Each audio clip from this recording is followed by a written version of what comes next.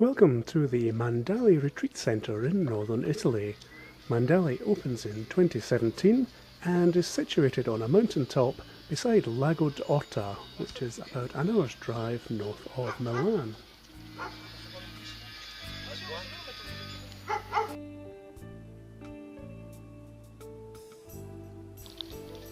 And this video will show you something of the construction of this specially designed Mandali labyrinth. Now, it wasn't the best day to do the filming. This is day 4 of the build, and it had actually snowed in the morning, so it was pretty miserable. But by around 9:30 or 10 o'clock, the ground had thawed out enough for us to actually continue working.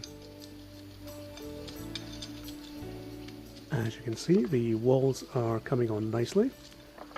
The labyrinth is constructed on a base of fine silty gravel, which is on top of some hardcore ballast and a geofabric membrane to stop the weed growth.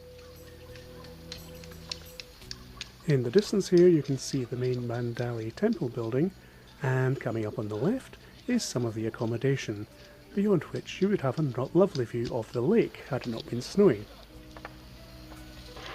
Here's a view looking the other way, and you can see coming up here this large millstone lining up with the Madonna statue in the background, and that's the main axis of the labyrinth. And it's hoped on the millstone that we'll eventually have the Mandali logo engraved. But the idea of having such a stone there is to act as a prayer stone or a contemplation stone, where you can pause and just consider your intention before walking the labyrinth, or after you've walked it, to think about any insights that may have been gained. And apart from the insertion of this millstone into the pattern, the labyrinth is a fairly basic 7-circuit classical, with an added extra feature of having the centre opened up to be larger and with a quick escape route, so that you don't have to walk out the paths all the way back out again. And the idea of that is so that it can be used for ceremony when you have a lot of people who can walk in procession, and they can walk round the labyrinth into the centre and straight back out again. And here is the arrival of the bulldozer with our first load of crushed slate, which we're going to make the paths with.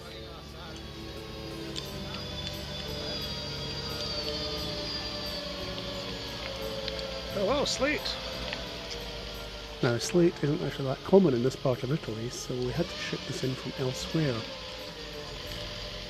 But as you can see, it's a lovely dark blue colour, just absolutely gorgeous.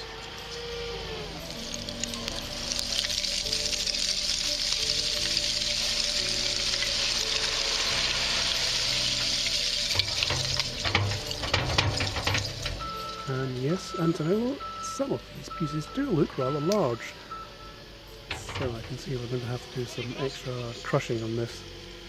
Slate in general is pretty good for paths in a labyrinth. It's quite nice to walk on. It's a very forgiving stone, and it's not too noisy either. So here we are a couple of hours later. This is about 4:30 on the same day. The sun has come out, although it's not far from setting now. And you can see we have just about finished the labyrinth here. All the slate has been shovelled out onto the paths. We've just got to sort of smooth it out and tidy up, really. And you can see the slate's drying to a lovely pale blue colour. Yes. Okay. Yes.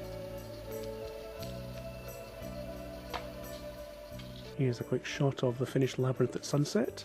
You can see we've left a little apron around the millstone, so you can do a complete procession around that if you want to. And we were also lucky enough to get an overhead drone shot. Now, the difference between having a labyrinth sited randomly and one sited by a geomancer is this. Here are two ancient sites nearby.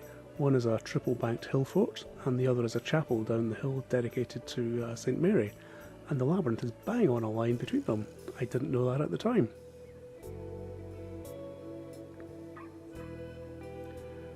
So that's it. Hope you've enjoyed watching this short video. If you want to know more, there'll be an article on my blog at westerngeomancy.org.